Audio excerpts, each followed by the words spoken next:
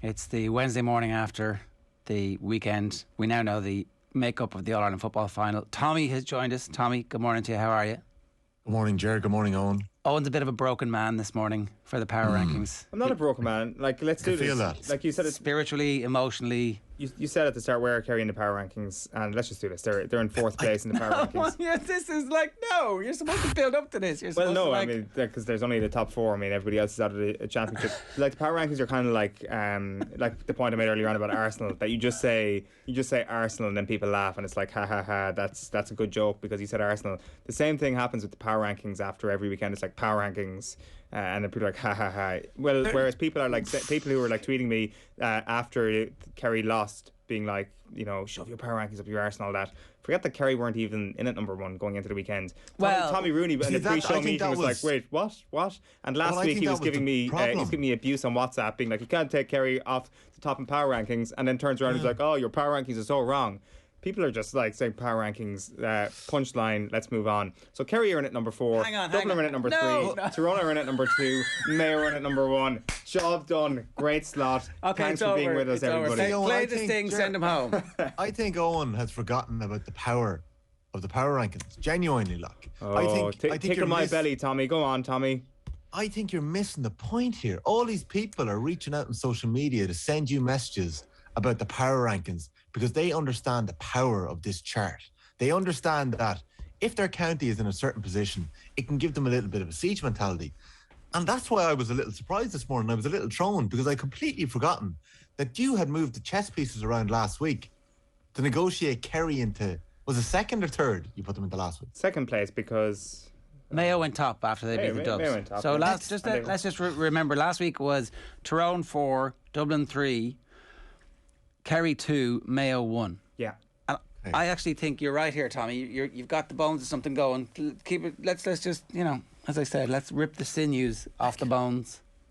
I just think there's such fine lines there at the weekend. Such fine lines. And I think it's been over-egged a little bit how much better Tyrone were than Kerry. I want this on the record as Tommy Rooney saying this, not me. So when people come back again after Kerry suffered their next defeat, I would say, and come back being like, oh, you've completely overplayed. People are like, oh, it's just an aberration that Kerry lost. It's not me that's saying it. It is Tommy Rooney. Sorry, Tommy. I would say keep going. Sorry, just to continue on the interruption theme. I would say that, Tommy, it is you and your podcast that has been doing most of the over-egging. Like, I was listening to the lads and they were like, Tyrone got every single thing right. Kerry got this laundry list of stuff wrong, and at the end of the game it was level scores, and at the end of extra time there was a single point between them. Like a few fluky goals get scored for Tyrone. Kerry have a square ball that, like, if he just sticks the ball in the net himself, or if they take the point instead of trying to feed the best footballer of his generation who gets injured in that process, like it's literally. It's a hair's breadth between us going, geez, Kerry really looked a bit sluggish there, but how good are they going to be for coming through that game against the Wild? They're overrated. Look, I can't tell if you're agreeing with me. Overrated. Kerry are overrated. That is the consensus over the last couple of days. And in fact, it goes all the way back. I mean, they've been overrated into 2000s. They're now so overrated that they're underrated. It's like, I mean, people are saying that, oh, Kerry now have a new reality where teams from Northern Ireland are trying. What, did these teams just not play in the championship? Like, I mean, the disrespect towards the pre-21st century Ulster teams over the last couple of days has been comical, to say the very least, where it's like, Kerry now need to get used to teams putting it up to them. What does that say about all the teams in the 20th century? Did they just not try? Well, a lot of them were beaten when they saw the... that is the most patronising thing ever. But when it's 3-6 to a point after 10 minutes in an All-Ireland final, you can't say Mayo tried that day or performed to their absolute best. Can you say that? Mayo's only 2 scored in the first half were 2 goals. What are we talking about here, Rich? An All-Ireland final in the noughties, and was it 04, I think, or was it the 06? I can't even tell. They were all the same. They were the same final. Go on, Tommy. Get us your theory out here, quick. I don't even remember where we was at, lads. And I can't even tell, Jerry, if you're disagreeing with me or agreeing with me that it was such fine lines between Kerry and Tyrone, because we were making the point that it was very, very fine lines. I'm blaming you for overrating Tyrone and underrating Kerry at the weekend. That's what I'm doing. Okay. Oh, well, I'm not sure if that's really what the point of the podcast was. I didn't really feel that coming out of it. I think that there's going to be... And look, it's very difficult because you talked me into making Tyrone favourites in my head for the All-Ireland final off the back of that. Yeah, I don't know, and I think, the thing about Kerry is, like Eoin has said, it's an aberration, it's an underperformance. No, I He's didn't. saying that I've said I did not. Tommy, I did not say it was an aberration. He's saying the opposite. I said the exact opposite. you're saying the I referred to it as a trend on Monday. I want that on the record. I referred to it as a trend. This is now it is the new dark totally age that they're entering, is that various teams now have the blink on them, the Indian sign. They've got a hoodoo. It's Tyrone 2.0, and every time Kerry come up against them, they're going to feel like something special is happening. And sorry, that's why I was bringing up the point about Eamon Fitzmaurice talking about the training session in Killarney National Park. Everybody in Kerry got spooked by the fact that they were playing Tyrone and got so worked up about it that they forgot to go and be themselves. And I think they completely double bluffed themselves at the weekend. I think that, like, I'm not buying that. It's 100% true. I'm not buying that. I think two things have happened this year, lads, and it kind of feeds into your question, Jared, about who's favourites for the All-Ireland. Two things have happened this year, and it's around Tyrone. Tyrone are the only county left here that did not set up to beat Dublin. Like, Kerry's entire game plan, and rightfully so, was set up to beat Dublin over the last couple of years. I didn't realise it at the weekend or over the last couple of months, but Kerry don't have that many kick passers anymore. And that's because you cannot kick the ball against Dublin.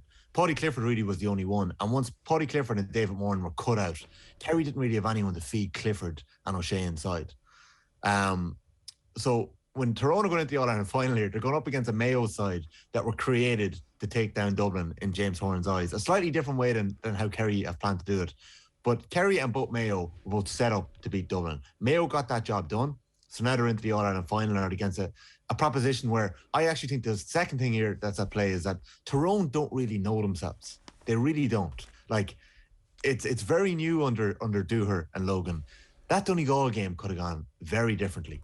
And there's no chance Donegal were beating Kerry in the All-Ireland semi-final because they just weren't. But that Donegal game could have gone very differently in Ulster. Dooher and Logan would have still had another year next year. They would have learned from it and moved on. But since that game, Tyrone have been building and they've been learning about themselves. I actually think it's very difficult to say who's favourites going into this All-Ireland final because there's so many unknowns about that team. Tyrone were set up to beat Kerry the last day. I'm not sure Kerry worried enough about Tyrone's danger men and the men that they should have nullified. I think Kerry, I'm not actually sure Tyrone got under their skin enough. I actually think they went out and played their own game a little bit too much, whereas they should have maybe detailed players. You look at the job that Conor Myler did, that Kieran McGeary did, that Peter Hart did. All of Tyrone's important players, and I'm not sure Kerry did enough in that regard. Sure, Thomas Sullivan had a great game and Darren McCurry, but which of the other key Tyrone players were tied up? I don't think they were. Yeah, I'd agree with that analysis, Tommy. Absolutely. I don't agree with the whole Kerry were obsessed with this Tyrone thing or that's why they lost. I mean, no, I just think they talked themselves into a position of fear as opposed to actually trying to impose their game in a way. Like, I get the point about the kick passers, right? And I get the point about them not detailing players, but like that's just we haven't done the right homework here, and we haven't. I think you just talked yourselves into this whole we're being outfoxed here. There's an ambush going on. What's going on? It's like it's just this default position of negativity. There was a bit of that going on, yeah. It was amazing to watch the narrative all week. But like, do you do like? I mean, and it was everywhere. Everybody. Kerry were talking about an ambush so much. They got ambushed. Merely to cover themselves. It's like they wouldn't get ambushed. It's like what's that bullshit? The Secret? It's like you manifested this into existence. You're like, oh no, they're gonna kill us, and then they killed you, and you're like, I told you they were gonna kill us. It's like, it's this kind of weird circular. And if Kerry win at the weekend, you'd be like, oh, you year it away all week. You disingenuous. I wouldn't. The Tyrone team is really good. Well done. You beat the Tyrone team. Here's the thing. If Kerry won at the weekend, it was the first All-Ireland of 3 in a row. Like, that's what would have happened at the weekend. If Kerry came through that test, it was the first 3 in a row. I genuinely believe Kerry are going to win a number of All-Irelands this decade. I just think it's the best thing that could have happened to Gaelic football that Kerry were beaten. Put them back another year. Make Clifford and O'Shea go back to the drawing board. How is Sean O'Shea? That's not the consensus, Tommy. You're moving off the narrative. You're moving off the Twitter narrative. The Twitter narrative is that this Kerry team just simply isn't good enough and they're overrated. And that is absolutely not the case. If Peter Keane gets another year, if Peter Keane comes through this winter which I do think there's a chance that he will get through it, because Gaia, like, are you going to go to Jack O'Connor? Like, I know you probably don't want to get into that conversation straight away, but like, listening to that Jack O'Connor interview on the Examiner pod during the week, I couldn't get around it. And everybody's giving me yesterday. Everybody's giving me crap saying you haven't listened to it, and then you listen to it, and it's actually worse. It's worse. Kildare should be booting Jack O'Connor today. Like. Yes, he should be gone. Have some self-respect. You're saying it's an easy job taking the Kildare job. Out the gap. Good luck to you. Go and apply for the Kerry job. Best of luck.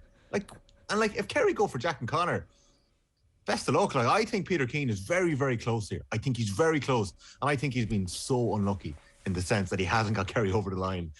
There's a couple of frailties in that Kerry team. They're not that big. Like, defensively, yes, there's a few issues. I think selection-wise, they could have gone horses for courses with maybe Adrian Spillane and Diarmuid O'Connor in there instead of maybe one or two others, and maybe bring in David Moore or bring in somebody else. I don't think they're very far away on. I know it's hard to take at this stage, but no, like I'd still have, to be honest with you, I'm very surprised we still don't have Kerry number one in the power rankings here. I'm sorry, but you don't know as much as at redhand424237 on Twitter, Tommy, who says that this Kerry team is finished and never started and have always been finished. And the way they managed to win 4 in a row in the 70s and 80s is because teams just didn't like to try playing football, and effort is a new phenomenon that has only been discovered in the 21st century. So unfortunately, you're wrong, Tommy, and he is right. And this is an overrated team. Okay, well, look, I think that they're now underrated officially because everybody says they're rubbish on the back of losing a game after extra time by a single point against a very good team who seem to have brilliant management, like who might be the All-Ireland champions. Who may well, and I'll talk about that in a minute, right? But so, what's the order? Dublin are 4. No, Kerry are 4. Kerry are 4. Dublin are 3. Yeah. I'm surprised by that now because Dublin got a bit of a trimming. I mean, they didn't though. Really, again, I point you back. It was coming though. It was coming all year. Like if you look at the way Kerry have played all year long, Kerry have been awesome. Yeah, it was coming all year, but actually they should have won that game. Well, I think my reason should have beaten Mayo. Like we've now that the heat has come off it, Dublin should have beaten Mayo. They were in a winning position, and they lost a load of stuff. Like a bunch of chaos happened to Dublin, a bunch of systems failures happened. That happens in big time sport. Like because Dublin were so mechanical for so long, and they were so impressive, and they were such an empire for so long. We forgot that actually what happens in sport when teams are evenly matched is chaos. Chaos ensues. A million different things happen, and post match people point to these 3 things decided the outcome of this event. But that's nonsense, because in an invasion sport like Gaelic football, where there are literally millions of combinations of where you can stand on the pitch. And as a result of that, every time one individual has the ball, there are a million different permutations about what might happen every single minute.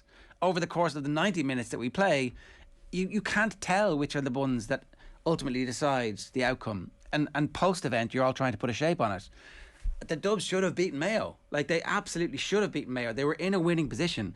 I think if Tyrone get into a winning position against Mayo, they're going to see that game out this year because they actually are a team that is evolving and is a little bit ahead of where this Dublin team is. But that's based on like instinct as opposed to any evidence for it. And I think as well that Tyrone's bench this year is officially the strongest by a country mile. Like Dara Canavan should have buried that goal, lads. Like the script should have been written. Exactly. Dara Canavan won it. Dara Canavan won it for Tyrone in normal time. That should have been the script we had written. And Darragh Canavan could easily start that All-Ireland final. I agree with you, Ger. That Tyrone bench is stacked. Absolutely stacked. And right now, 10 days out, I would happily declare Tyrone All-Ireland favourites. Even though I think the bookies have it the other way. They do have it the other way. I think they're favourites because is Oisin Mullen definitely going to be fit? And what's his recovery like from a quad? How easy is that for him to get up to the same level? And if he's 2% off, then actually that becomes a bit of a negative. They don't have their best player, the greatest scorer in the history of the championship, is not playing for Mayo in the All-Ireland final. If it was new news that was the case, we'd be like, oh, that's going to swing the game a couple of points in Tyrone's favour. And what's Aidan O'Shea's form like? Who knows? Like, I think these are all big questions. I'm disagreeing with both of you. I would make Mayo favourites for this year's final. I think Mayo are a better team than Tyrone at the moment. Even with all the people, if Oisin Mullen doesn't play. Oisin Mullen and Cillian O'Connor didn't play against Dublin. And they had to do it without them. And Aidan O'Shea, you can almost throw into that mix because his kryptonite is Dublin. He hates playing against Dublin and always saves his worst performance for Dublin. So Aidan O'Shea is like a new man back from injury, and there is going to be that mystery about the Mayo team going into this All-Ireland final about whether or not he's going to start, and if he does, where does he play. Mayo have enough of a shape-shifting nature about them as Tyrone do. Tyrone definitely are the kings of it, and in the context of Kerry, they definitely seem like just Houdini times 15 on the pitch. But with Mayo, they also have a certain level of kind of like dark magic about them, and it's going to be it's obviously just a completely novel All-Ireland final, but I think even with the way these two teams have set up and the way they've played over the course of this entire season, there's so much mystery around both of these teams that it makes just for so much fascination. And I would be astonished if anybody can safely say this will definitely happen, this team will definitely win, agree. But I suspect Mayo will win. I suspect Tyrone. It's going to be all out chaos. Yeah. It's going to be chaos versus chaos. It's going to be 11 points to 10. The Miserable on Twitter says, Jesus, 2 more weeks of Mayo FM shite ahead of us. Yes, it is. And 2 weeks of Tyrone FM shite ahead of you too, The Miserable. And plenty more picking over the carcass of Kerry. Just to why are you wasting your time with a team that are overrated because they're the most interesting. Are finished? They haven't even started. That's now the most interesting team in the country. Crap. Relegation to they're the new Mayo. Relegation to Division 2. They are the new Mayo. I completely forgot why I joined you guys on air this morning. Surely, as All-Ireland minor champions, Meath just should be moving up the kill his power line rankings. there, will you? Can you kill Tommy's line? Tommy, good luck. Thanks very much for that. It's